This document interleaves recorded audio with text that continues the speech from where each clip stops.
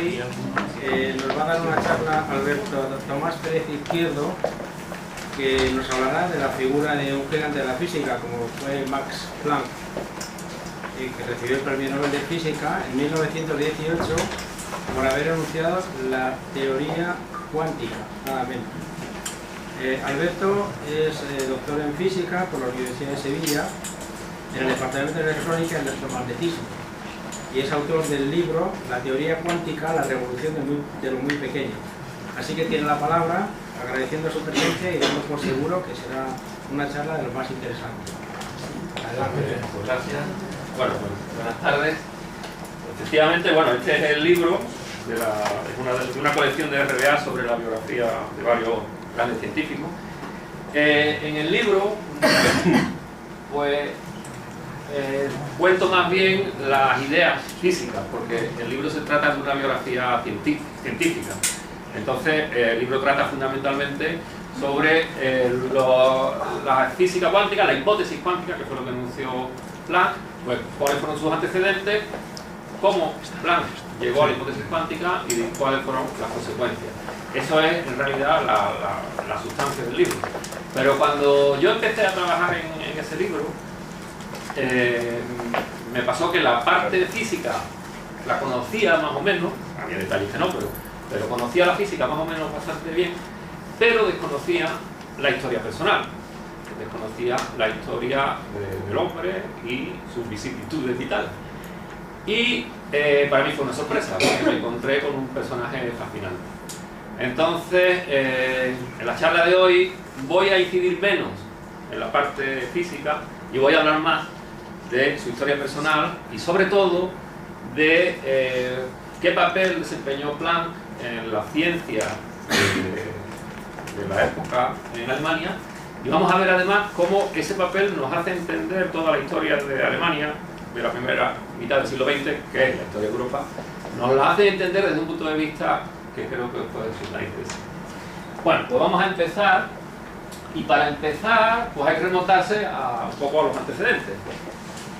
En la mitad del siglo, a la mitad del siglo XIX, más o menos, Alemania experimentó un gran desarrollo industrial. Y ese gran desarrollo industrial estuvo íntimamente ligado al desarrollo científico y al desarrollo tecnológico. Y para que entendáis lo que quiero decir, voy a poner tres ejemplos. Uno de ellos es ese que aparece ahí, Bayer, en 1878. Bayer fue un químico que fundó la compañía del mismo nombre, la compañía Bayer. A finales del siglo empezó a producir la aspirina, que sigue produciendo hoy día. Y Bayer, él construyó pues, una gran empresa que se convirtió en una empresa muy potente de la industria química alemana. En particular, después de la Primera Guerra Mundial, Bayer se integró con otras empresas como BASF o Hoechst en un gran complejo, que era el complejo IG Farben, que dominó la química alemana de la entreguerra, y fue tristemente responsable de la fábrica de caucho sintético que se construyó en Auschwitz. En esa fábrica se empleó mano de obra esclava, se empleó a los judíos que estaban internos, de manera, digamos, para que veáis lo edificante de la historia, el mismo complejo fabricaba el gas con el que se gaseaba a los alemanes y a los judíos. Y bueno, pues los utilizaba como mano de obra esclava para intentar hacer caucho sintético. Creo que la fábrica realmente no llegó a funcionar porque, bueno, se puede imaginar uno las condiciones en las que estaban sus obreros, pues la fábrica en la vida podría ser una fábrica de tiempo. Pero después de la guerra, IG Farben se volvió a redoblar en todas sus fábricas iniciales. La parte soviética, la parte que la Unión Soviética invadió, los soviéticos se quedaron con todas las fábricas como preparación de guerra, pero en la parte occidental volvieron a funcionar Bayer, BASF y Hoechst, que son compañías que siguen siendo hoy en día grandes multinacionales. Bueno, un par de ejemplos más. Carl Zeiss, un óptico, fundó una compañía, la compañía Zeiss, que seguramente aquí conocéis porque es una de las grandes multinacionales de la óptica, que entre otras cosas fabricaba microscopios. Los microscopios con los que Ramón y Cajal hizo sus grandes descubrimientos eran Zeiss, y esa compañía existe hoy en día y sigue fabricando equipos de precisión óptica. Y el último ejemplo importa más a la historia que voy a contar, es de un ingeniero alemán, Ernst von Siemens, que fundó la empresa Siemens. Esa empresa pues lideró la electrificación de Alemania a finales del siglo XIX. Siemens fabricaba motores eléctricos, fabricaba locomotoras, fabricaba generadores eléctricos y fabricaba bombillas. Y en particular el hecho de que Siemens fabricara bombillas tiene que ver con la hipótesis Quantum, que parezca que son temas muy alejados. Y el capitalismo alemán se desarrolló de una manera bastante diferente al inglés, por poner dos ejemplos contrapuestos. En el inglés abundaban las empresas familiares y el Estado intervenía poco en el desarrollo industrial, pero en Alemania estas grandes corporaciones, Bayer, Siemens, estaban muy imbricadas con el gobierno y con los altos estamentos, tanto militares como económicos del país. Y colaboraban. De hecho, esto que vemos aquí es una foto en la que aparece el Kaiser Guillermo II junto a von Karnac, Emil Fischer, y este señor que está aquí es Fritz Haber, el famoso químico alemán del que hablaré también luego, y están en la inauguración de una cosa que se llamaba el Instituto Kaiser Guillermo para la Química. Este lo inauguraron en 1902. El Estado invertía en estos centros, pero no solo el Estado, también las empresas. Y este edificio que tenemos aquí es lo que se llamaba el Instituto Imperial de Física y Tecnología de Berlín. Este Instituto Imperial de Física y Tecnología fue construido con capital del Estado y con capital de empresas privadas. Y en particular, Siemens financió el equipamiento de los laboratorios de óptica, porque Siemens, igual que otras empresas de electricidad,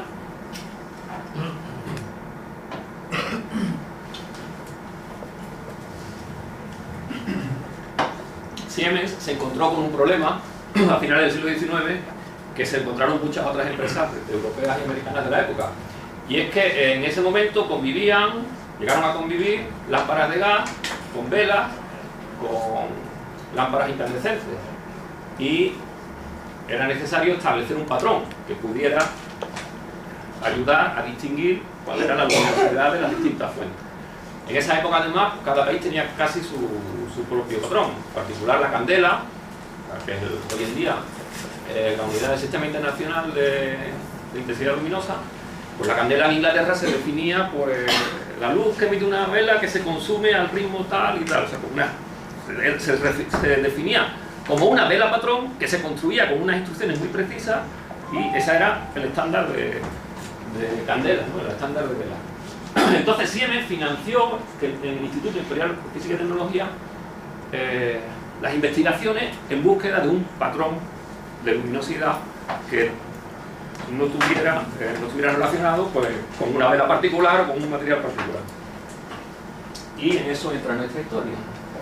Uno de los temas en los que los físicos del Instituto Imperial de Física y Tecnología empezaron a investigar porque en él pensaban que podían encontrar un patrón de luminosidad es el problema del cuerpo negro.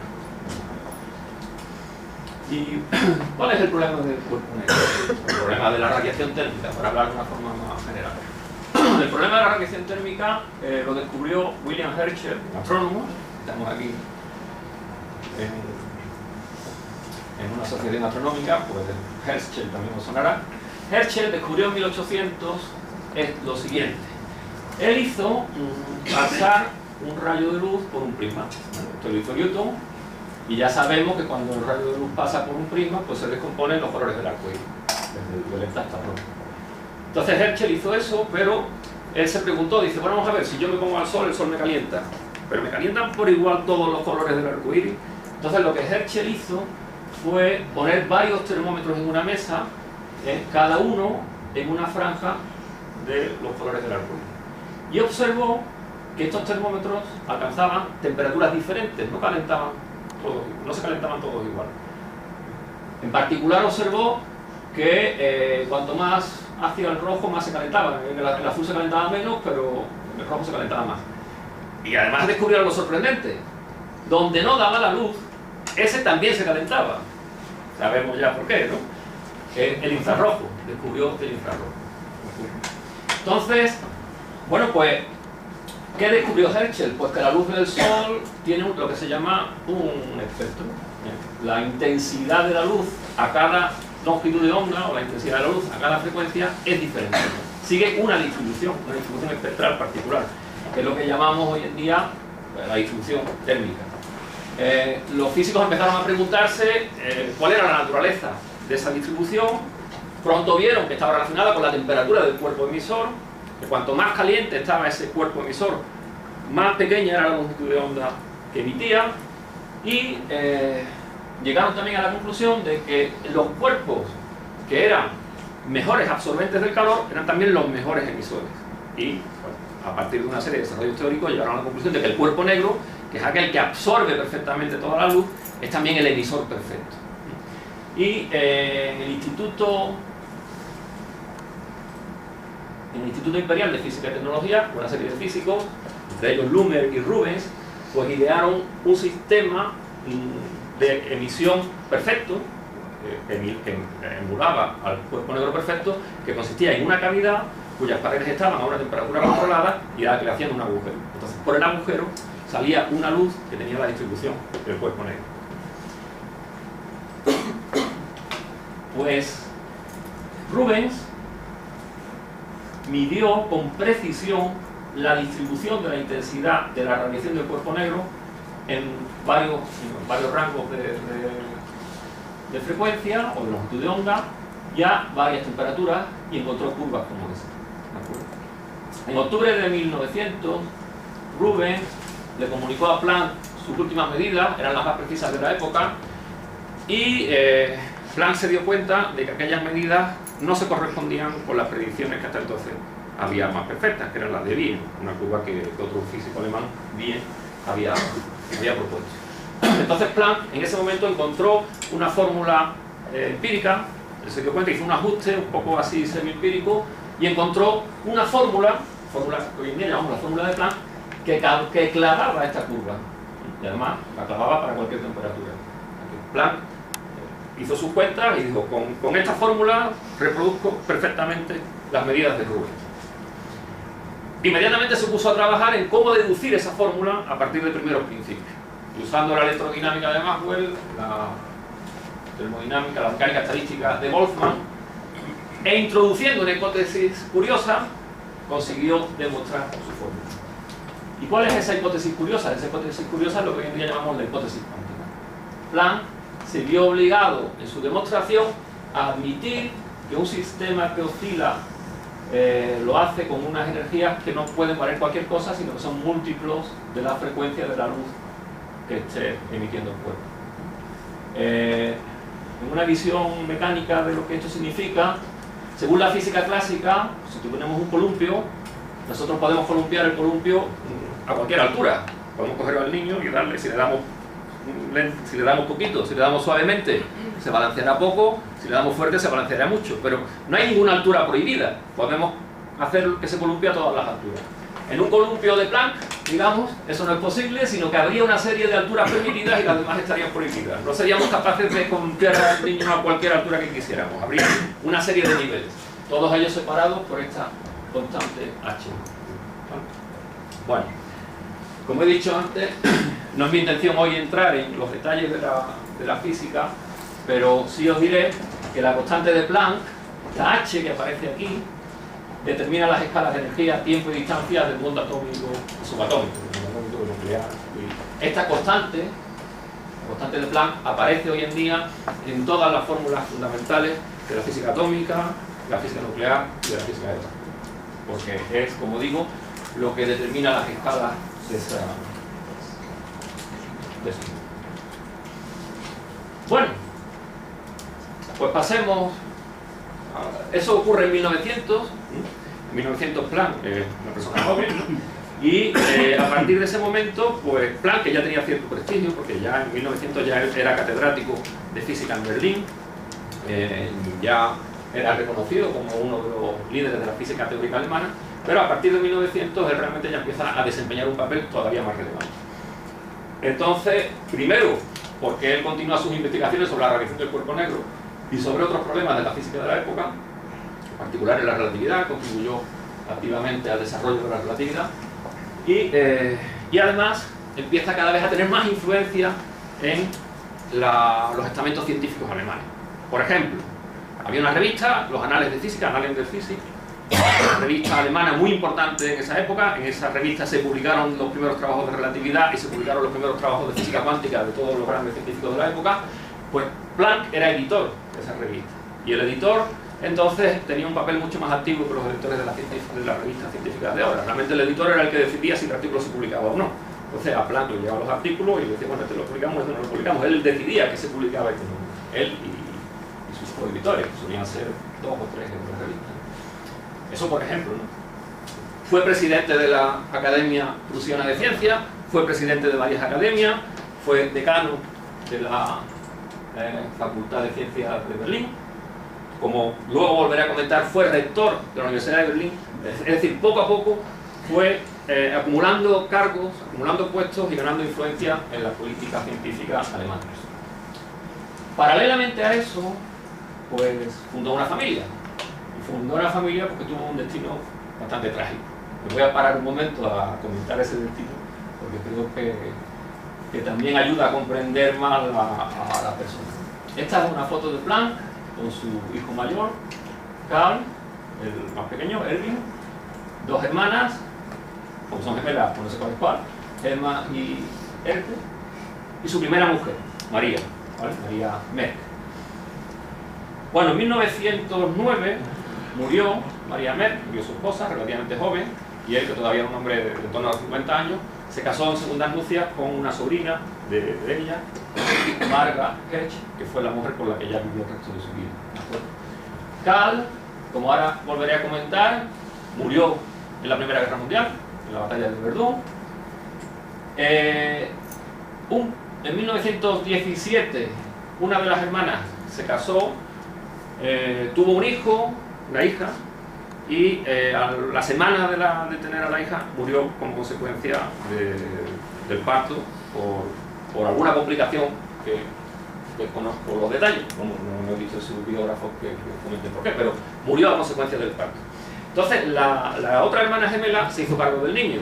Al hacerse cargo del niño, pues empezó a estrechar la relación con su cuñado, y al cabo de un par de años se casó con el cuñado. Se volvió a casarse, se quedó embarazada, al cabo del año tuvo una hija, y a la semana de tener la hija también se murió. Como consecuencia del parto, igual que le había pasado a la hermana, ¿vale? Y por último, y también hablaré de él, Erwin, el más pequeño, fue ejecutado en 1945 por los nazis. Entonces, de toda esta foto, que es de los años felices, en torno a 1902, 1903, pues el único que sobrevive, después lo explicaré en detalle. Volveré a hablar tanto de Karl como de Erwin, volveré a hablar. Pero de esta foto, que representa un poco la época más feliz de su vida, en el que pues el único el que murió más tarde fue él. O sea, él le sobrevivió a todo.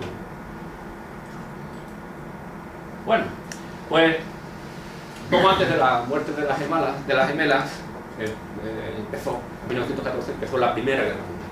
Cuando empieza la Primera Guerra Mundial, Max Planck es rector de la Universidad de Berlín.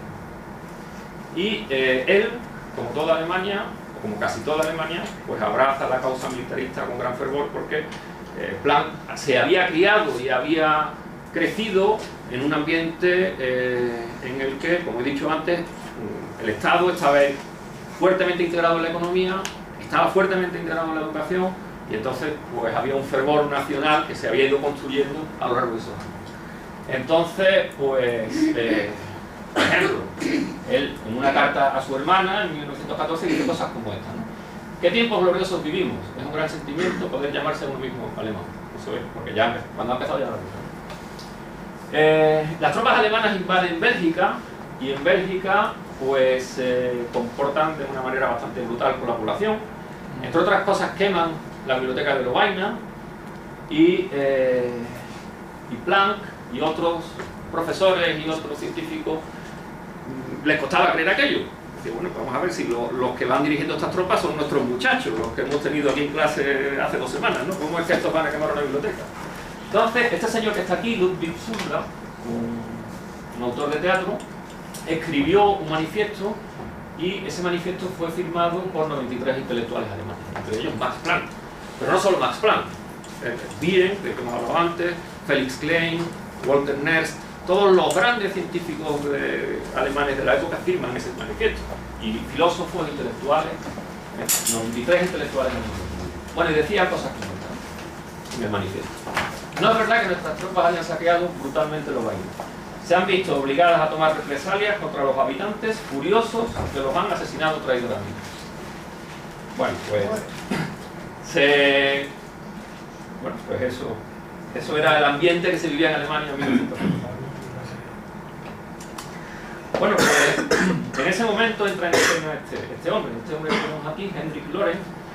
Fue un físico holandés que era el líder indiscutible de la física teórica europea de principios del siglo. Fue de los primeros premios Nobel. El primer premio Nobel lo ganó Röntgen en 1901, en 1902 lo ganaron Lorentz y Zeeman. Lorentz desarrolló la teoría del electromagnetismo y sus consecuencias, y era un hombre que tenía un gran prestigio. Y además era holandés, por lo cual en la Primera Guerra Mundial era un país neutral y tenía tanto contacto con alemanes como con franceses como con ingleses. Entonces Lorentz conocía a Planck, sabía que Planck, a pesar de todo lo que hemos visto antes, Planck era de los más moderados entre los científicos alemanes, y entonces pues se entrevistaron alguna vez, se cartearon varias veces y Lorentz más o menos convenció a Planck de que en realidad lo de Bélgica había sido como decían, y que el manifiesto que ellos habían escrito era un despropósito. Entonces Planck pues escribió una carta a Lorentz con la intención de que la publicara, una carta abierta, en la que más o menos explicaba el porqué de su postura y promovía los lazos entre los científicos de las distintas nacionalidades y tal. Planck en cierta forma se daba cuenta de que, bueno, antes de la guerra ellos habían colaborado con franceses y con ingleses, y que cuando la guerra se acabara era inevitable que tendrían que volver a colaborar, ¿no? Entonces no quería romper todos los puentes. Pero bueno, tender los puentes no era fácil, ¿sí? Porque los científicos alemanes participaron activamente en la Primera Guerra Mundial. Y aquí hay un ejemplo muy claro y a la vez muy triste. Fritz Haber. Fritz Haber fue un gran químico, fue Premio Nobel de Química en 1918, y su gran descubrimiento, uno de sus grandes descubrimientos, fue la síntesis del amoníaco junto a Bosch, ¿no? El ciclo Bosch-Haber. Que sea de química, pues lo sabréis mejor que yo. Bueno, eso fue muy importante porque el ciclo de Bosch-Haber permite sintetizar el amoníaco a partir de nitrógeno atmosférico. Y entonces eso permitía dos cosas que son fundamentales para la economía. Una, hacer fertilizantes sin necesidad de tener nitrato, que entonces los países europeos dependían del nitrato de Chile para elaborar el amoníaco. Y la otra cuestión es que también se podían hacer explosivos sin depender de el amoníaco necesario para los explosivos, pues sin depender del suministro exterior. Entonces, esa síntesis del amoníaco fue fundamental en la industria y en el ejército alemán. Bueno, pues Fritz Haber colaboró activamente y dirigió los ataques con gas contra las tropas francesas e inglesas. En particular, el primer ataque con cloro se realizó en la Primera Guerra Mundial, se realizó en la segunda batalla de Ypres. En Ypres hubo varias batallas en la Primera Guerra Mundial. En la segunda, que fue en abril de 1915, Fritz Haber, junto a otro gran científico, gran químico alemán, Otto Hahn, que sería también premio Nobel, dirigieron el ataque con cloro en la batalla de Ypres. Con éxito, entre comillas, ¿no? Matando a 20.000 soldados. Las historias del gas pues son bastante desagradables, porque ellos no solo dirigieron esos ataques, sino que además se comían el coco para intentar evitar que el uso de las máscaras eliminara los ataques, ¿no? Entonces, por ejemplo, por poner un ejemplo, las máscaras de gas pues evitan que penetren por ellas algunos gases letales, Pero hay gases que no son letales, que son tienen más difusión y son capaces de atravesarlas. Entonces, Fritz Haber y sus colegas idearon una mezcla según la cual pues, había un gas irritante que no producía la muerte, pero provocaba vómitos. Entonces esto lo mezclaban con el gas letal. Entonces el soldado cuando respiraba el gas que no era letal, le entraban vómitos, se tenía que quitar la máscara y entonces respiraba el gas letal y se moría. Ese tipo de cosas se hicieron entonces. Claro, ¿qué excusa pone un hombre para hacer eso? Pues la que se pone siempre en la guerra, que lo hacemos para acabar la guerra cuanto antes, ¿no? Y cuanto antes se acaba. Ahora vamos a matar a 10.000, pero esto se va a acabar y entonces pues esa era su justificación. Pero Fritz Haber también fue un hombre que sufrió mucho. En particular, él era de origen judío, se convirtió al catolicismo, se casó con una mujer católica, pero su mujer se suicidó una mañana en la que él se fue a la guerra a dirigir un ataque con gas, y la mujer ya no aguantaba más aquello y se suicidó. Para que veáis un poco las tragedias a las que da lugar esta situación. Bueno, pues como he dicho antes, Karl Planck, el hijo mayor de Max Planck, murió el 26 de mayo en Verdún. En Verdún, la batalla de Verdún duró casi todo 1916, desde febrero hasta diciembre. Y en la batalla murieron más de 200.000 soldados. Pues uno de ellos fue Karl Planck. Y Max Planck no había tenido una buena relación con su hijo. Claro, hay que tener en cuenta que, como he dicho, Max Planck no era todo. Bueno, todavía no había ganado el premio Nobel, pero se lo iban a dar. Estaba claro que se lo iban a dar algún día. Él había fundado la física cuántica, él era rector, tenía todos los honores que un científico puede conseguir en su país. Y Karl Planck, pues, estaba un poco abrumado por la personalidad de su padre y no encontraba su sitio en el mundo, ¿no? No hacía nada, él veía que no era capaz de hacer nada que a su padre le pudiera satisfacer. El caso es que se alistó en el ejército y murió. Y cuando murió, pues Max Planck, en una carta a un amigo, dice esto: si la guerra no hubiera conocido su valor, y ahora que lo conozco, lo he perdido. Esa reflexión. Creo que para los que somos padres nos puede hacer pensar muchas veces. En fin, pues ahí se quedó la guerra, y al final de la guerra, como ya podéis ver o entrever con esa frase, los ánimos no eran ni mucho menos los mismos que al principio. Las cosas habían cambiado mucho actualmente. Bueno, se acabó la guerra y Max Planck siguió ejerciendo una gran influencia en el desarrollo de la física alemana. Y aquí hay algunos ejemplos de a qué me refiero cuando digo que ejerció una gran influencia. En particular, apoyó a varios grandes científicos, pero estos son quizás los más importantes de la lista: Einstein, Meitner, Redinger, Olgaue o Heisenberg. Con Einstein... ¿sí? Era una señora, ¿no? Sí. Sí. No aparece, o sí aparece ahí. No, no está aquí. No está aquí. No está aquí. Esta es una foto del primer congreso Solvay de 1911. Aquí está Marie Curie. La señora que hay aquí es Marie Curie. Max Planck está aquí. Einstein está aquí. Poincaré es el que está hablando con Marie Curie. Y Lorentz creo que es este señor que está... No, Lorentz. Este creo que es Langevin. Bueno, no sé. En fin, esa es una foto de estas míticas de la física. Bueno, Einstein.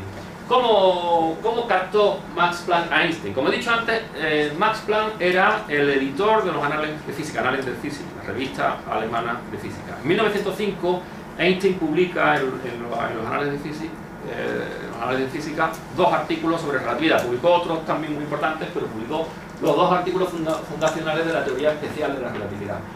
Y Max Planck era el editor de la revista, se dio cuenta de lo importante de esos 2 artículos y escribió a Einstein, interesándose por sus investigaciones y pidiéndole alguna aclaración. Y a partir de ese momento, como consecuencia de ese carteo inicial, pues los 2 científicos entablaron una relación que siempre fue muy amistosa.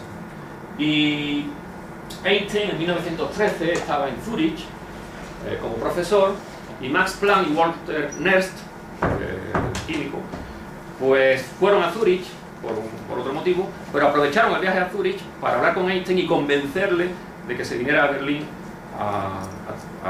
como catedrático de física en Berlín. Le convencieron porque las condiciones de trabajo en Berlín eran mucho mejores que en Zúrich, y además en Berlín estaba Planck, estaba Meitner ya, había estaban los grandes científicos físicos, sobre todo de la época, ¿no? Entonces el ambiente de Berlín era mucho más atractivo que el de Zúrich. Entonces Einstein se fue a Berlín por la invitación de Planck, porque Planck le buscó la cátedra, le buscó el puesto de trabajo.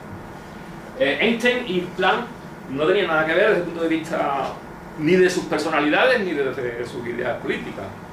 Planck era un hombre conservador, totalmente monárquico, muy religioso, y Einstein era más bien izquierdista, en algunos momentos de su vida se declaró socialista, era un hombre mucho más informal y, por supuesto, no era ni monárquico ni religioso.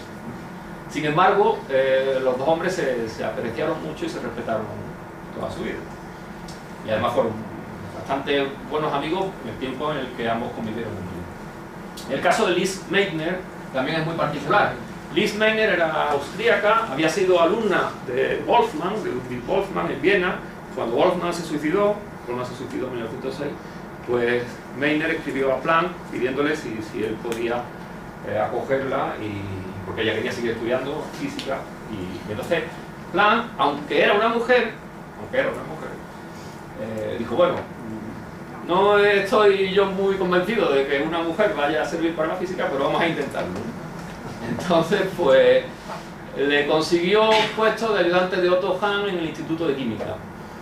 Y fijaos cómo era la cosa, que para que Lise Meitner entró a trabajar en el Instituto de Química sin sueldo, no consiguió el primer sueldo, entró en 1907 o algo así, no consiguió el primer sueldo hasta 1913, o algo por ahí, o sea, trabajó 5 o 6 años sin sueldo, y no podía entrar por la puerta principal, porque los científicos no podían ver a una mujer en el instituto. Entonces tenía una puerta por el sótano, entraba directamente por el sótano al laboratorio, y para ir al servicio se tenía que ir a un restaurante que había enfrente, porque no podía compartir el servicio con los otros. Bueno, pues Lise Meitner fue muy amiga de la familia de Planck, fue muy amiga de las dos gemelas antes de que ellos murieran, y Planck hizo los movimientos necesarios para que le dieran un sueldo, y después, cuando a la Lise Meitner le ofrecieron también un puesto en Viena, él consiguió que le crearan una cátedra, y fue la primera, que yo sepa, creo que fue la primera catedrática de la universidad en Alemania. Lise Meitner después tuvo también bastantes problemas porque ella era de origen judío, entonces al final tuvo que huir de Alemania en el año 38 y bueno, ella descubrió junto con Otto Hahn la fisión nuclear y en fin, pero ya esa es otra historia más larga. Después tenemos a Redinger, Erwin Redinger, austríaco también, uno de los fundadores de la mecánica cuántica. Pues él fue el sucesor de Planck. Cuando Planck se jubila en 1927 de su cátedra de física teórica en la Universidad de Berlín, él invita a Redinger a que sea su sucesor y consigue que sea su sucesor. Entonces Redinger viene a Berlín a sustituir a Planck en la cátedra de física teórica. Max von Laue fue probablemente su alumno preferido. Max von Laue, también premio Nobel de Física. Todos estos que están aquí, excepto Meitner, son premios Nobel de Física. Meitner se lo mereció, no se lo dieron por una injusticia histórica de esta. Pero tanto Einstein como Redinger, como von Laue, como Heisenberg fueron premios Nobel. Max von Laue pues, fue su alumno preferido y mantuvo una amistad muy estrecha con él durante toda su vida. Y después está Heisenberg, que es un capítulo un poco aparte, porque Heisenberg no fue directamente alumno de Planck, pero Planck apoyó a lo largo de toda su carrera a Heisenberg en toda su empresa. Bueno, pues en ese ambiente, estamos en los años 20, pues se libra una batalla. Se libra una batalla por el control de la física alemana. Fijaros una cosa que he dicho antes. Planck era presidente de varias sociedades, era el editor de los anales de física, tenía un papel relevante en la universidad y, como he comentado, tenía la capacidad de fichar a Einstein, de darle un puesto a Lise Meitner, de conseguir que Redinger fuera su sucesor. Bueno, pues en los años 20, durante toda la década, hay gente que no está de acuerdo con ese control y lucha por quitárselo. Y en particular estos dos hombres, Johannes Stark y Philipp Lenard, que eran físicos experimentales, premios Nobel también, el premio Nobel de Física, Stark en 1918, Lenard lo fue antes. Y estos hombres en los años 20 van teniendo una deriva radical antisemita y nazi, y entonces usan todo el aparato de propaganda nazi para intentar desacreditar tanto a Planck como a Einstein como a Heisenberg y a todo su entorno. Y hay muchos ejemplos de eso, pero os voy a poner un ejemplo para que entendáis de qué nivel de lucha estamos hablando. En 1922, Max Planck, como presidente de una de las sociedades de las que él era presidente, invita a Einstein a dar una conferencia sobre relatividad para promover un poco la relatividad en Alemania. Entonces en Berlín dice que vamos a organizar una conferencia de Einstein para el gran público sobre relatividad. Entonces, unos días antes, asesinan a Walter Rathenau, ministro de ministro de Asuntos Exteriores de la República Alemana, que era judío. El ministro de Asuntos Exteriores era judío, y unos extremistas, unos de ultraderecha, lo asesinan en la calle. Hitler levantó, 10 o 12 años después, levantó un monumento en honor a esos, en el mismo sitio donde habían asesinado a Walter Rathenau. Y Walter Rathenau era amigo personal de Einstein, era judío, y se conocían y eran amigos. Entonces Einstein le dijo a Planck: mira, yo no me siento en condiciones de dar una charla, el ambiente está muy tenso, a Rathenau la acaban de matar hace 3 días, a ver si a mí me va a pasar algo, o la conferencia se forma un follón. Entonces Planck se lo encarga a Max Born, que era una persona de confianza que además era experto en relatividad.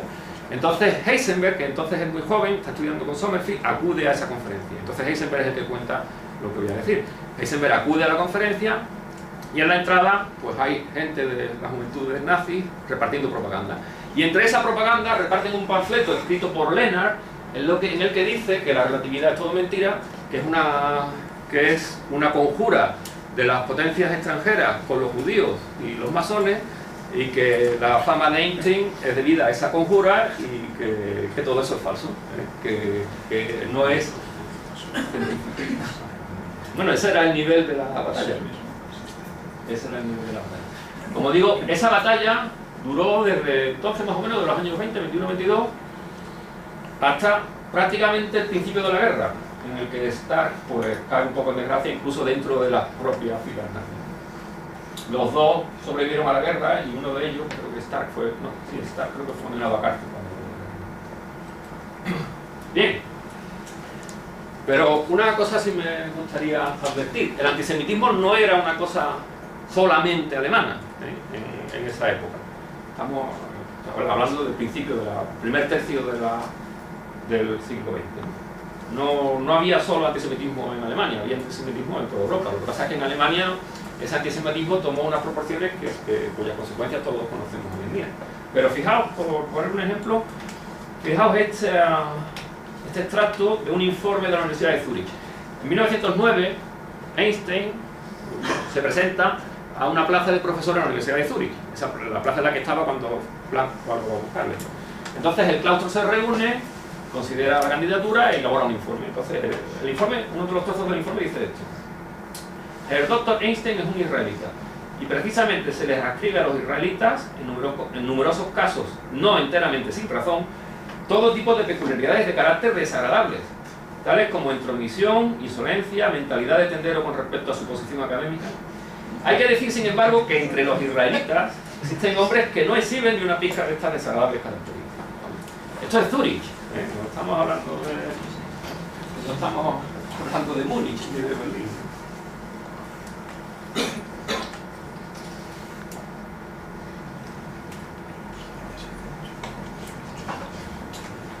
Bueno, pues en 1933, en enero de 1933, Hitler sube al poder. Hitler es nombrado canciller. En ese momento Einstein está fuera de Alemania, está de viaje, y ya no vuelve. Einstein, a él le coge fuera el momento en el que nombran a Hitler y decide que no vuelve. De hecho, todas sus propiedades van a ser embargadas por el gobierno, etc. Y en ese momento empieza una convivencia de Planck con el régimen que va a ser muy difícil. Y voy a poner dos o tres ejemplos. Como ejemplo voy a poner 2 o 3 episodios que espero que os ayuden a ilustrar qué tipo de relación tuvo Planck con los nazis. En cuanto que los nazis llegan al poder, el ministro de Educación, que se llamaba Rupp,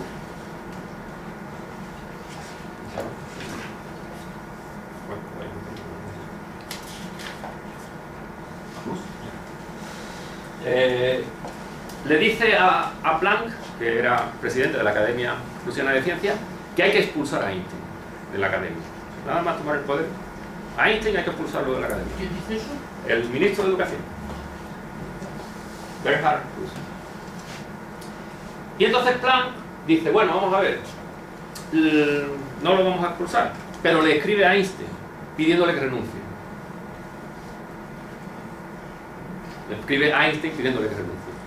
Einstein escribe una carta a Planck dimitiendo de sus cargos en la Academia Prusiana de Ciencias, y en esa carta pues le dice esto, dice, pero ahora la guerra de aniquilación contra mis indefensos hermanos judíos me ha obligado a poner toda la influencia que pueda tener en el mundo en su lado de la balanza. Y más o menos le escribe una carta en la que dice, vale, yo voy a renunciar, pero que sepáis que a partir de ahora yo estoy con los míos y no quiero saber nada de Alemania. Pero claro, la cuestión está, uno dice, ¿por qué Planck? Bueno, si al final es lo mismo, ¿no? ¿Qué más da que renuncie a que lo expulsen? Bueno, pues el ministro montó en cólera, porque el ministro quería expulsarlo. El ministro quería montar un juicio público en el que se retrataran todos los académicos, que votaran, que saber qué académico estaba a favor, qué académico estaba en contra. Entonces el ministro montó en cólera cuando supo que Einstein había renunciado a su puesto en la academia. Pero claro, efectivamente, a Planck mucha gente no lo entendió, porque Einstein era su amigo y había sido protegido. Y dice, bueno, ¿por qué no defiende a Einstein? Bueno, este es un ejemplo que uno dice, no sabe uno muy bien cómo parece que Planck no sale muy bien parado en ese caso. Pero este es otro ejemplo en el que Planck sale muy bien parado. Digamos, para los estándares que hoy podríamos decir que podemos ocupar estas cosas, ¿no? Por la distancia que nos da el tiempo. Cuando suben al poder, los nazis promulgan una ley que se llamaba la Ley de Restauración de la Administración Pública, ¿vale? Esa ley, con ese rimbombante nombre, decía una cosa: los judíos fuera de la administración. O sea, expulsaba a todos los judíos que fueran funcionarios. Decía, bueno, todos los judíos que son funcionarios dejan de ser funcionarios desde este momento. Expulsaba a todos los judíos de la administración alemana, profesores, cargos académicos, todos, vamos, funcionarios de los ministerios, militares, etcétera, todos. Pero había una excepción. No expulsaba o no obligaba a que se fueran a aquellos que habían luchado en la Primera Guerra Mundial o a aquellos cuyos familiares directos habían muerto en la Primera Guerra Mundial. Esos estaban excluidos de la aplicación de esa ley. Podían permanecer en su puesto. Bueno, pues Fritz Haber, el del gas, Fritz Haber, el que había participado en la Primera Guerra Mundial dirigiendo los ataques con gas, estaba en condiciones de acogerse a la excepción. Él había combatido, y además de manera relevante, en la Primera Guerra Mundial. Entonces el ministro le dice, bueno, a usted no se le aplica la ley, porque usted se puede acoger a la excepción y permanecer en su puesto como director del Instituto de Química de Berlín. Pero Fritz Haber dice que no. Él dice que él toda su vida ha escogido a la gente sin mirar la raza, sino simplemente mirando su valía, y que él se negaba a escoger a la gente por otro criterio que no fuera el de su valía científica. Y se exilia, ¿vale? Entonces Fritz Haber se exilia, pero se muere muy poco después. Muere en Suiza, pues a los meses, ¿no?, de exiliarse. Y Planck organiza un homenaje en la Sociedad Kaiser Guillermo para el avance de la ciencia, de la que era también el presidente, como él apuntaba a otro lado, ¿no? Entonces decide, cuando Haber muere, pues decide organizar un homenaje en su honor en la sociedad. Y el ministro prohíbe a todos los funcionarios que asistan a la... Bueno, todos aquellos que son funcionarios que dependen del ministerio, prohibido que asistan al homenaje a Haber. Entonces Planck se organizó y fueron las esposas de los funcionarios, fueron los primos, o sea, organizó una especie de acto en el cual pues los funcionarios, para no ponerlos en peligro, pues no iban, pero iba la mujer, o iba el sobrino, o iba el hijo, o iba el padre. Entonces el acto se llenó de gente y pues Haber tuvo su homenaje. Fijaos que Haber precisamente, bueno, pues había sido, o sea, se había implicado personalmente en la Primera Guerra Mundial con Alemania hasta el punto de, bueno, de prometer su integridad moral. Y sin embargo, pues es víctima de esa persecución implacable. Bueno, pues, como las cosas van como van, Planck pide una entrevista y Hitler se la concede. Entonces, en mayo de 1933, Planck consigue entrevistarse con Hitler. Y entonces Planck se da cuenta de que ahí no hay nada que hacer. Estos son algunos párrafos de lo que Planck le cuenta a Werner Heisenberg que ocurrió en esa entrevista. Pues le dice: no hay lenguaje con el que pueda uno entenderse con semejante hombre. Hitler ha perdido, a mi parecer, todo contacto real con el mundo exterior. Usted sabe que no es posible influir en el curso de la luz cuando éste se ha puesto en movimiento. Los destrozos que causará, las vidas humanas que aniquilará, no lo podemos hacer. Eso lo escribe Planck en 1933. Einstein, que también tuvo conocimiento de esa entrevista por otro canal, que no sé cuál fue, decía que Hitler incluso había amenazado con meter a Planck en un campo de concentración. Porque se ponía, cuando Planck le hacía alguna propuesta, pues enseguida se perdía los estribos, ¿no? Planck en realidad había acudido para intentar que la ley no se aplicara en toda su extensión, que se le permitiera a algunos, aparte de los judíos, permanecer en sus puestos, ¿no? Y de hecho, Heisenberg va a verlo, porque Heisenberg en ese momento está en Leipzig, y hay un gran matemático, Levy, que es judío, que era de los mejores matemáticos de la universidad, y es expulsado de su puesto. Entonces Heisenberg, junto con otros profesores jóvenes de la universidad, se plantean dimitir en bloque. Y bueno, pues nosotros dimitimos todos en bloque y nos vamos. Y entonces, pero antes de hacerlo, va a ver a Planck, antes de tomar la decisión, y le cuenta a Planck lo que ocurre y para que Planck le dé consejo. Y Planck le aconseja que no dimita.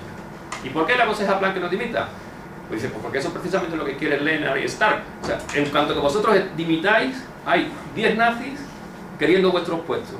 Entonces vosotros vais a dimitir, todos los nazis van a ocupar sus puestos y a la mañana siguiente en los periódicos vais a aparecer como unos traidores y unos científicos sin valía, etc. Toda la propaganda alemana va a caer contra vosotros, vosotros vais a desaparecer del mapa y en vez de vosotros van a estar los nazis ocupando los estamentos académicos.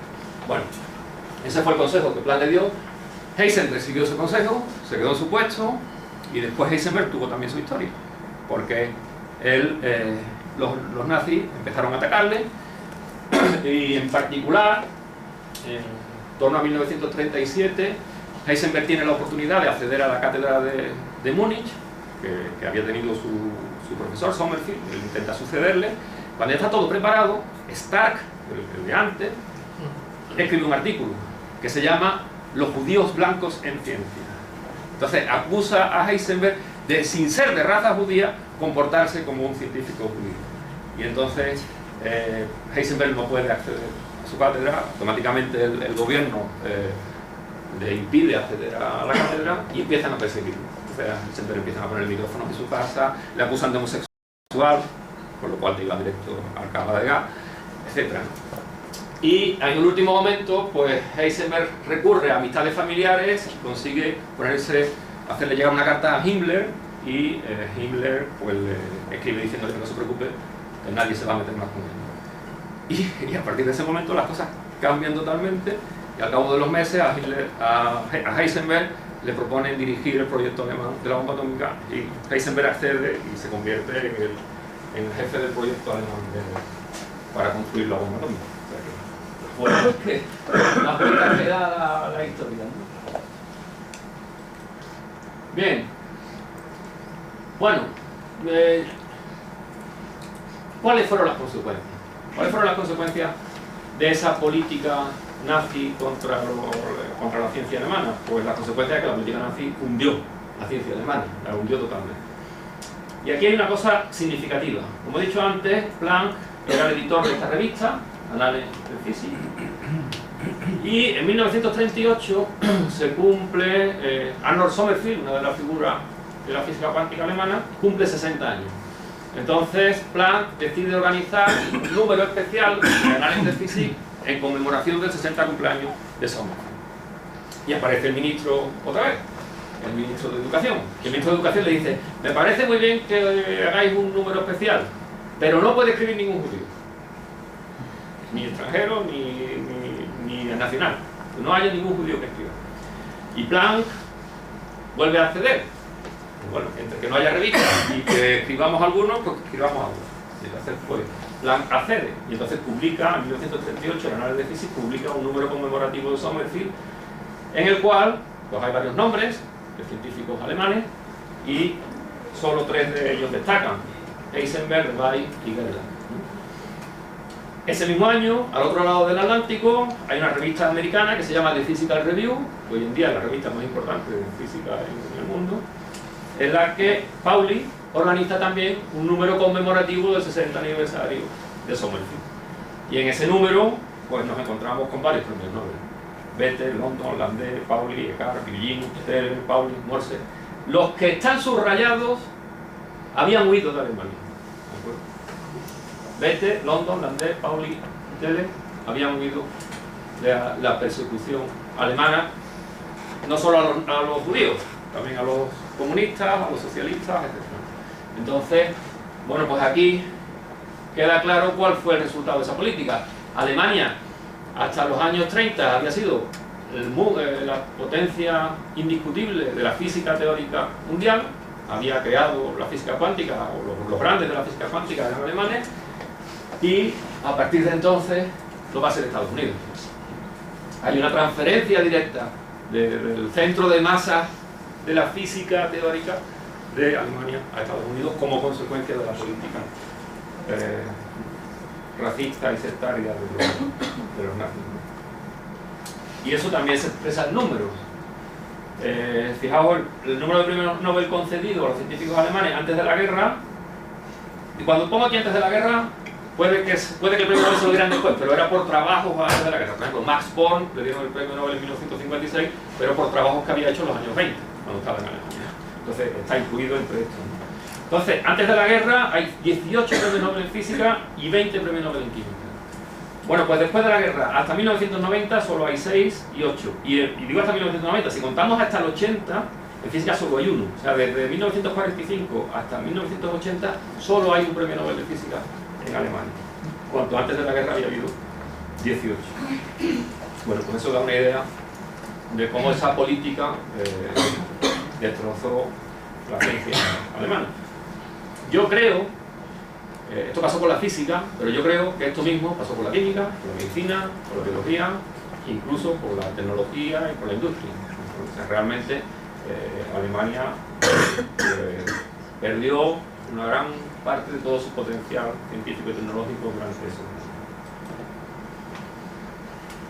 Bueno, pues el epílogo de esa historia es la ejecución de Erwin Planck, que voy a explicar un poco porque la vida de Erwin Planck nos ayuda a comprender más la vida de Max Planck y creo que nos ayuda también a comprender más la vida de los alemanes, en la actitud de muchos alemanes en esa época. Erwin Planck también combatió en la Primera Guerra Mundial, fue hecho prisionero y al cabo de 2 o 3 años fue liberado y volvió a Alemania. Entonces volvió a Alemania e hizo carrera en el ejército. En particular se hizo muy amigo de este señor que aparece aquí, Carl von Schleicher. Von Schleicher, voy a decir, no, será la von Schleicher. Este hombre, cuando acaba en los años 21-22, era jefe del Estado Mayor del Ejército, pero no era todavía general. Poco después se convierte en general y poco antes de que Hitler acceda al poder es el hombre que controla el ejército alemán. En el penúltimo gobierno antes de Hitler, el de von Papen, von Schleicher es ministro de Defensa. Y como ministro de Defensa hace algo que es, creo yo, un error de cálculo fatal, y es que se cree, él, como creía Hindenburg y como creía algunos de los líderes militares y políticos de la época, que podían usar a Hitler en su provecho. Entonces, como consecuencia de la crisis económica de 1929, en el año 30-31, en Alemania hay una gran crisis económica, hay mucho paro, hay revueltas sociales y en la calle pues hay muchos disturbios. Los comunistas y los socialdemócratas tienen mucha influencia y el gobierno encabezado por von Papen, y dentro del cual está von Schleicher, pues quieren parar todo eso y creen que Hitler les puede ayudar. Entonces von Schleicher permite que la SS patrulle las calles. Que era una organización completamente extragubernamental, era una organización de partido. Entonces, venga, de acuerdo, que nos ayuden, que ayuden a la policía y el ejército. Entonces, la SS colabora con la policía y con el ejército en la represión de los comunistas y de los socialdemócratas. Claro, eso ellos pensaban que lo iban a controlar. ¿Qué ocurrió? El gobierno de von Papen duró poco. Von Schleicher se convirtió en canciller intentando reconducir la situación e invitó a Hitler a que formara parte del gobierno. Pero Hitler dijo, no, yo no quiero ser viceministro ni quiero ser ministro, yo quiero ser el jefe, ¿no? Entonces Schleicher cayó y Hitler fue nombrado canciller en enero del 33. Y en todo eso, Erwin Planck, que había sido amigo personal de Schleicher, pues siguió la carrera paralela a él. Entonces, Erwin Planck formaba parte del ejército, formaba parte del gabinete de Schleicher, entonces formó parte de los altos cargos, era como algo así como secretario de Estado, ¿no? del ministro de Defensa, y cuando Schleicher fue canciller unos meses, él formaba parte de su gabinete personal, estaba en el poder, estaba en el gobierno, Erwin Planck en ese momento. Bueno, ¿qué pasó? Pues lo que pasó es que Hitler, una de las primeras cosas que hizo cuando llegó al poder, es lanzar una purga contra sus enemigos, tanto en el partido como en el ejército, y organizó una matanza el 30 de junio de 1934, la noche de los cuchillos largos, creo que se llama, algo así, en la cual asesinó a muchos militares, entre ellos asesinaron a Kurt von Schleicher. Y Erwin Planck se quitó de en medio, lógicamente, ¿no? De hecho, se quitó tan de en medio que se fue al extremo oriental, se fue a China o algo así por una temporada, ¿no? Y efectivamente, bueno, pues Schleicher pagó muy caro su error de cálculo. Bueno, pues Erwin Planck se quitó de en medio. Cuando volvió se dedicó abandonó el ejército y se dedicó a ciertos negocios, pero cuando empezó la guerra volvió a tener contacto con uno de sus antiguos colaboradores en el ejército, y ellos al principio de los años 40 pensaron que Hitler iba a durar muy poco. Entonces él y unos amigos elaboraron una constitución, una alternativa para cuando Hitler perdiera el poder, pero eso no ocurrió. Hitler se hizo más fuerte, la guerra se desarrolló y Erwin Planck mantuvo siempre contacto con la oposición dentro del ejército a Hitler. Pero no hay tampoco que engañarse, esa no era una oposición democrática, era una oposición autoritaria. Ellos lo que querían era un gobierno militar, pero no el gobierno enloquecido y sectario de Hitler. Pero ellos no buscaban profundizar en la democracia de la República, sino lo que buscaban era un gobierno autoritario. Entonces, el famoso intento de golpe de Estado de Klaus von Stauffenberg, este es el de la película Valkyria, ¿no? el Tom Cruise, pues en ese intento de golpe de Estado, los militares que encabezaron ese golpe de Estado no intentaban restaurar la democracia, lo que intentaban era quitarse a Hitler de en medio y acabar con la guerra de una forma razonable. Bueno, como ya sabéis, pues ese golpe de Estado fracasó. Eso fue en julio de 1944, y a partir de ahí Hitler lanzó una represión sin cuartel. Entonces, en ese momento lo primero que hicieron fue fusilar a todos los rebeldes, pero fueron más allá. Y entonces, pues, fueron deteniendo a todo aquel que podía haber tenido en algún momento alguna relación con ellos. Y por supuesto, entre ellos estaban Erwin Planck. Erwin Planck fue detenido y, a pesar de los intentos de su padre, porque eso no fuera así, fue ejecutado en enero de 1940.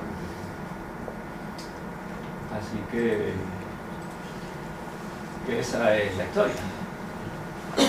Conclusión de toda esta historia, pues hay dos miradas que os pongo aquí a modo de conclusión para ver las dos visiones de dos de los personajes de los que hemos hablado. Albert Einstein dice, en un artículo publicado en 1944, casi al final de la guerra: los alemanes, el pueblo alemán en su conjunto, son responsables de este asesinato en masa y deben ser castigados como pueblo. Si hay justicia en el mundo, y si no ha desaparecido por completo la conciencia de responsabilidad colectiva de las naciones. Detrás del partido nazi está el pueblo alemán, que ha elegido a Hitler después de que este hombre hubiera dejado muy claras en sus libros y en sus discursos sus intenciones de gobierno. Bueno, y frente a eso, la conclusión de Planck es esta: el mal primordial consiste, en mi opinión, en la llegada del imperio de las masas. Verdaderamente, creo que el derecho de sufragio universal es un error fundamental.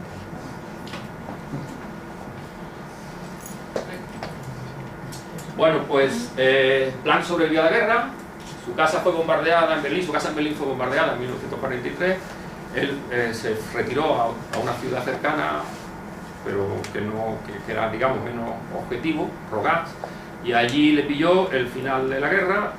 En el último momento incluso huyó al bosque donde tenían una cabaña unos familiares y las tropas norteamericanas pues lo encontraron en una cabaña en el bosque y lo llevaron, lo pusieron a salvo. Y murió por un tiempo después, poco después de la guerra, murió.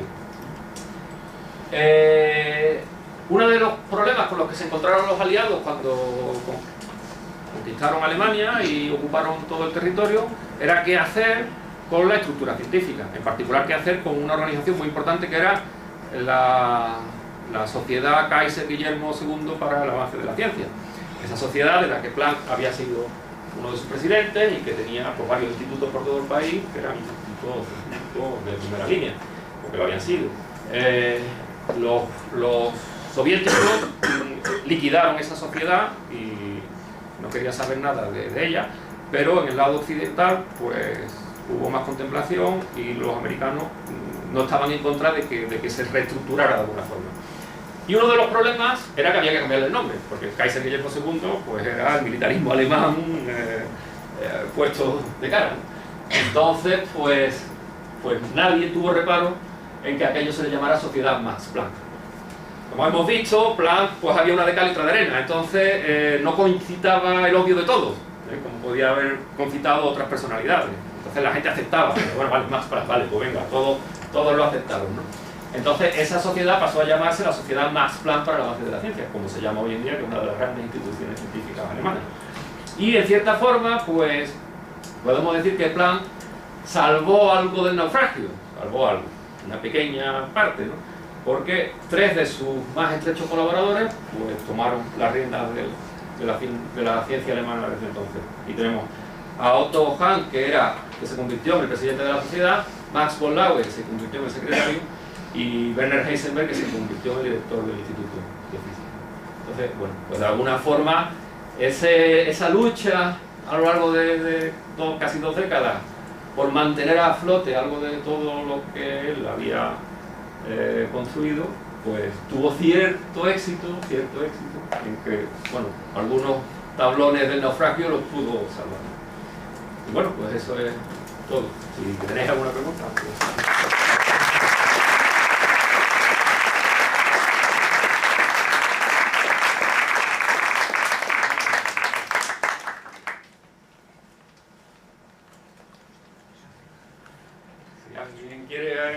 Hablando de Planck y lo que hizo, ¿qué era exactamente lo de la catástrofe ultravioleta? Bueno, eso... Sí, la catástrofe ultravioleta en realidad es una cosa que nunca existió como tal problema, ¿de acuerdo? La catástrofe ultravioleta es lo siguiente, esta es la distribución de la densidad espectral de energía en función de la longitud de onda. Entonces aquí vemos pues que para las regiones, la distribución de Planck, que es esta, tiende a cero, la intensidad radiada tiende a cero tanto en las longitudes de onda muy largas como en las longitudes de onda muy cortas, o las frecuencias muy largas o muy cortas.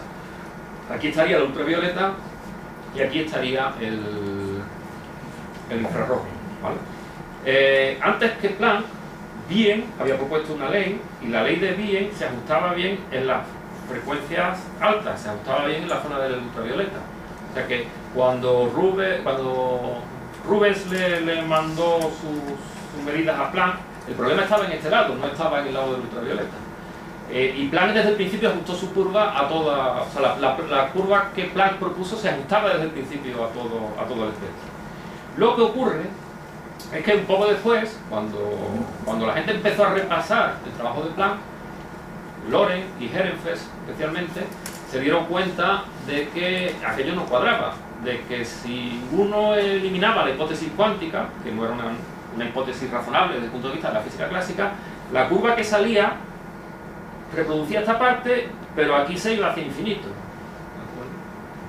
O sea que lo que la física clásica predecía era que cuanto más pequeña la longitud de onda, más intensa debía ser la radiación. Y eso se dieron cuenta los científicos que analizaron el trabajo de Planck, después del trabajo de Planck. Y a eso le llamaron la catástrofe ultravioleta, porque decían, bueno, aquí lo que ocurre es que en el ultravioleta se radia infinito, entonces pues, la intensidad crece de manera catastrófica, y por eso se le llamó catástrofe ultravioleta. Pero desde el punto de vista histórico, Planck, que en algunos libros de texto se dice eso, se dice que Planck propuso su teoría para eliminar la catástrofe ultravioleta, no es cierto. Ese problema nunca existió en Planck. Él desde el principio dedujo la curva correcta y el problema de la catástrofe ultravioleta fue un problema teórico que nació cuando ellos se dieron cuenta, cuando Ehrenfest y Lorentz y otros, pero ellos dos en particular, se dieron cuenta que eliminando la hipótesis cuántica divergía la curva en el ultravioleta.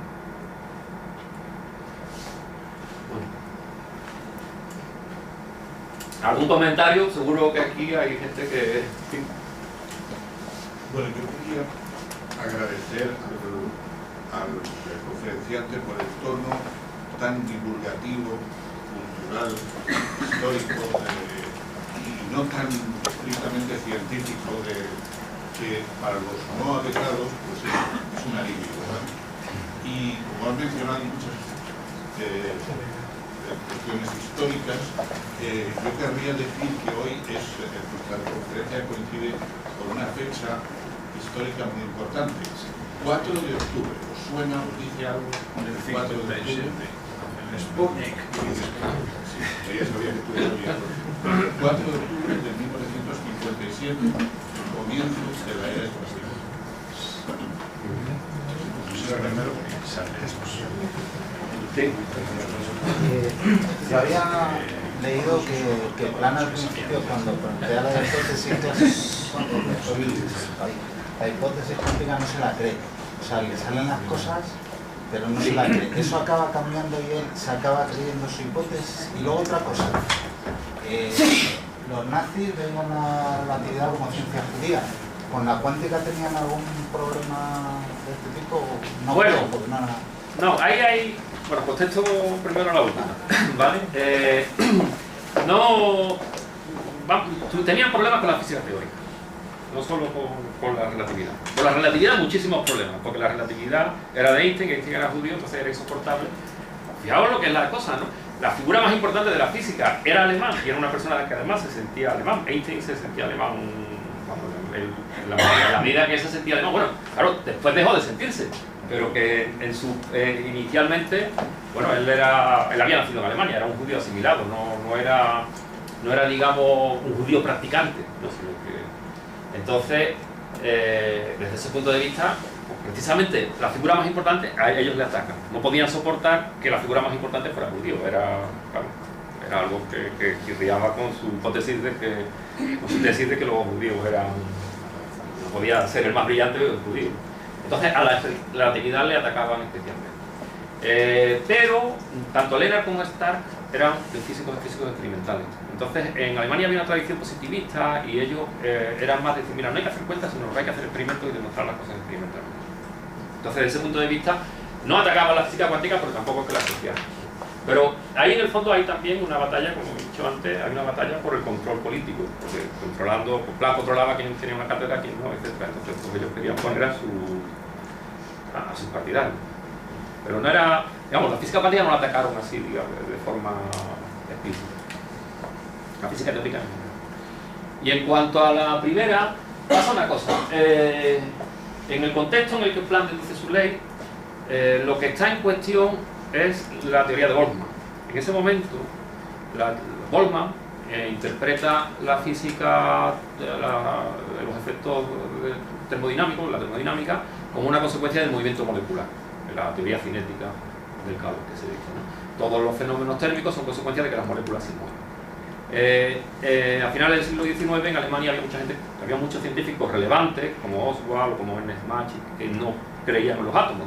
Pensaban que la hipótesis atómica era una hipótesis innecesaria y entonces creían que se podía construir una termodinámica sin las ideas de Boltzmann. Planck al principio, cuando empieza a trabajar en ese problema, intenta prescindir de las ideas de Boltzmann, pero después al final se da cuenta que las necesita. Entonces él usa las ideas de Boltzmann en su deducción y para él eso era al principio, para él era más importante, o le parecía más sorprendente que los métodos de Boltzmann le hubieran dado resultados que la propia hipótesis cuántica en sí.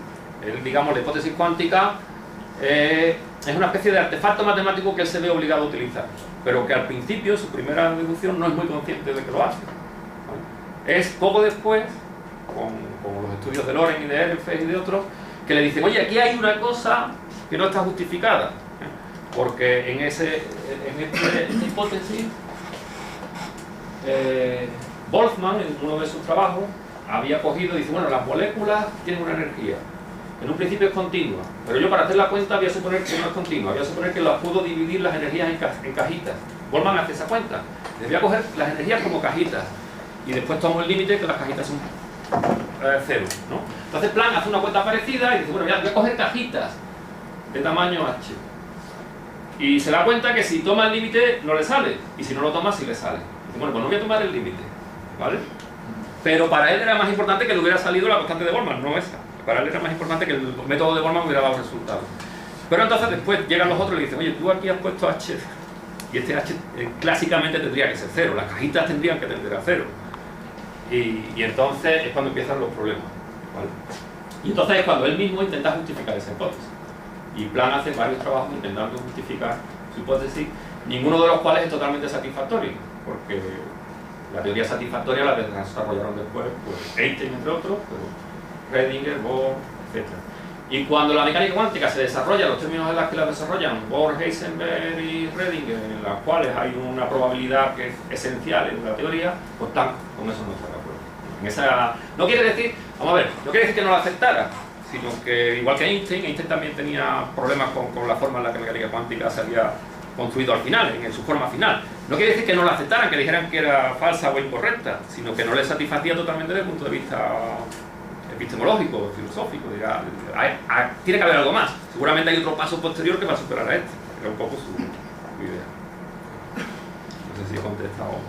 Sí, no, era eso. Si él se había convencido del todo de, digamos, de lo que entenderíamos como la forma actual de la mecánica, por lo que veo, no del todo. No del todo, no del todo. No solo había intentado... Él, por ejemplo, la formulación de Redinger estaba... Pero es que el mismo Redinger estaba... O sea, Redinger formuló su ecuación de onda y Max Born le dio la interpretación probabilística. Redinger tampoco estaba de acuerdo con la interpretación probabilística. O sea, él no estaba de acuerdo con la interpretación que otros daban a su propia ecuación. A Planck le pasó algo parecido. Y Einstein también. Pero digamos que al final, lo importante es un poco, al final de los años 20, todos aceptaban que esa era la teoría. Otra cosa es que uno dijera, bueno, no me gusta, pero lo que hay, ¿no? Todos aceptaban que era correcta y que daba cuenta de todo. Hay una cosa que también es importante. Planck, de hecho, pues a Einstein, hay una cita muy curiosa de cuando Einstein toma posesión en la Academia Prusiana de Ciencias. Einstein en 1905 escribe un artículo sobre el fotón, sobre el efecto fotoeléctrico, e utiliza esa hipótesis como diciendo que la luz se emite y se absorbe en paquetes. Pero esa no era la hipótesis de Planck, y Planck dice, eso es una barbaridad, eso no puede ser así. Entonces, el mismo Planck, en 1913 todavía, cree que el fotón, la idea de Einstein del fotón es errónea. Y esa idea se demostró poco después experimentalmente que era correcta, y él por supuesto aceptó que era una idea correcta cuando se impuso. Es una cosa dinámica, ¿no? Pero se encuentra que además estamos hablando de un montón de años. Entonces la gente va cambiando también su postura a lo largo de esos años. Hace unos años, viajando por Alemania, fuimos a Grede a ver el radiotelescopio que tiene el Instituto Max Planck en un pueblo que no recuerdo cuál es. Sí, eso. Gracias.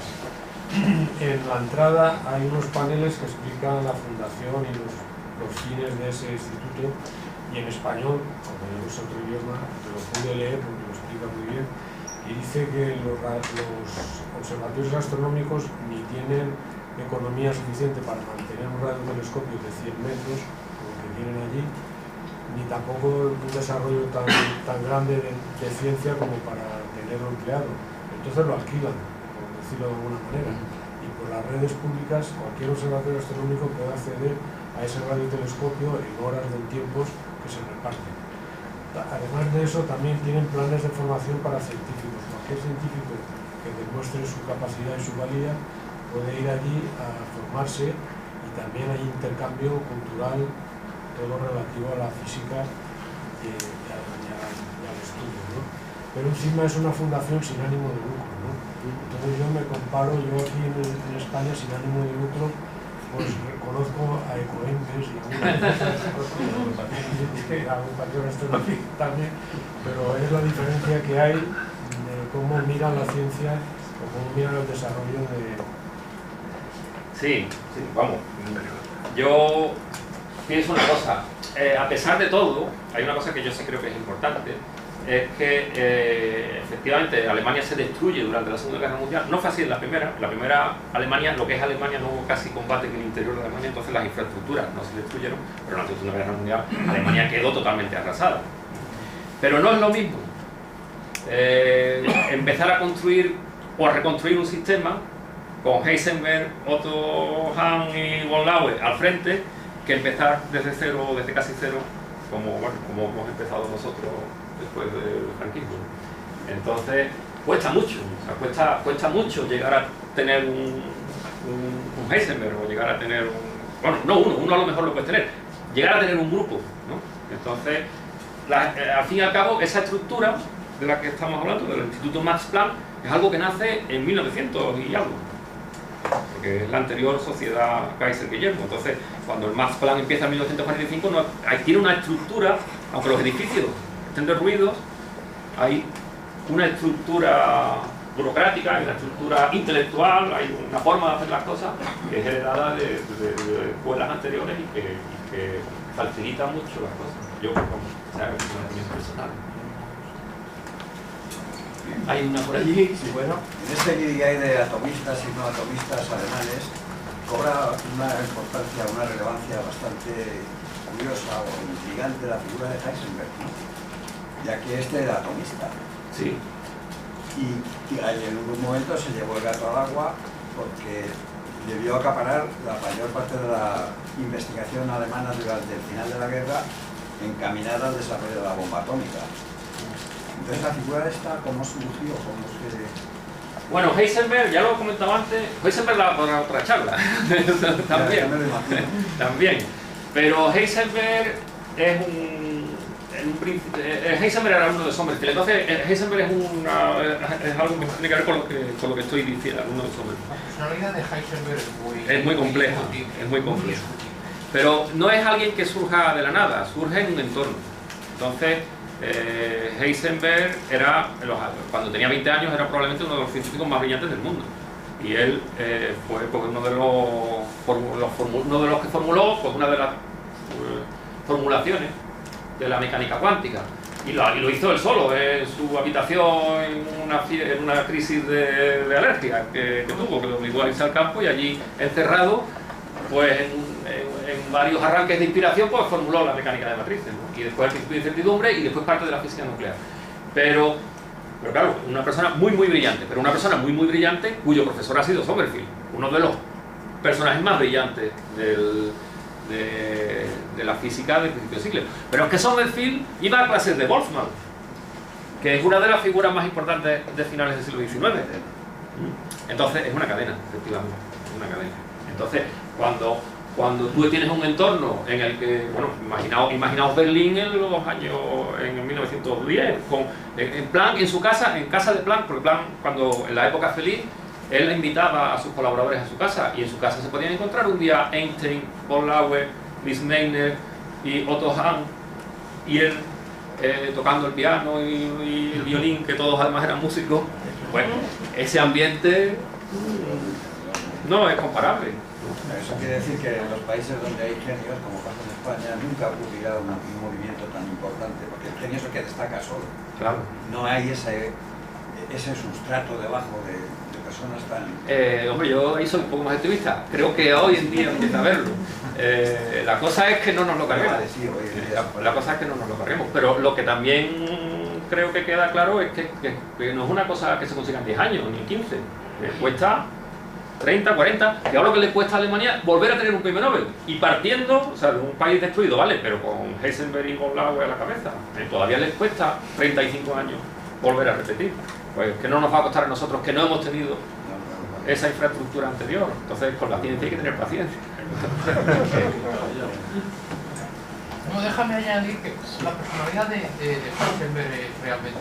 Heisenberg, todo el mundo cuando murió en el 80 y algo, es decir, que mucha gente después de la guerra, cuando todo estaba calmado, le había tratado, y yo he oído a personas que habían hablado con él y decían, hombre, ¿cómo una persona tan correcta, tan atenta, pudo ser nazi? El caso es que nosotros, todo el mundo tiene la idea de que este hombre era un nazi convencido. Claro, Heisenberg tenía una educación, porque Heisenberg, hay que decirlo también, era un pianista extraordinario. Heisenberg, de no haberse dedicado a la física, podría haber vivido de dar conciertos. Decía la gente que Mozart, por ejemplo, era su especialidad y lo tocaba maravillosamente. Y la música de piano de Mozart es muy difícil de tocar bien. Pero claro, el hecho está, y esto se ha sabido, Heisenberg, inmediatamente que acabaron la guerra, el M15 fue a por él y se lo llevaron a Londres, tal, y muy recientemente se han desvelado, se han puesto de claro, han salido a la luz los archivos del M15, y ahí parece ser que Heisenberg, que era el dentro señalado por Hitler, el dedicado a calcular la masa crítica de la bomba para que resulta que él había llegado al resultado final, pero temeroso de lo que pudiera ocurrir, de los resultados que trajeran sus cálculos, no los había manifestado. Y eso dicho, eso ha sido muy recientemente, que la personalidad de Heisenberg posiblemente, esto habría que retrotraer, esto es otra charla a las teorías de Hannah Arendt, explicando el auge del nazismo en Alemania. Dejémoslo ahí estar, sí. Y no... Solo un comentario. Esta foto, solo un comentario. Es de una personalidad muy compleja y además, bueno, pues efectivamente, daría para mucho. Esta foto es precisamente, está tomada en la mansión en la que encerraron, o sea, esta foto está tomada en Inglaterra, en Farm Hall, porque se llama el lugar, que es el sitio donde encerraron a los científicos alemanes cuando acabó la guerra. Los americanos los cogieron a todos, a Heisenberg, a Max von Laue, a Otto Hahn y a varios más, y los metieron en ese sitio, en Farm Hall, con micrófonos secretos que ellos no sabían, ellos ignoraban que les estaban grabando, para tratar de enterarse de hasta dónde había llegado el proyecto alemán de la bomba atómica y otros proyectos.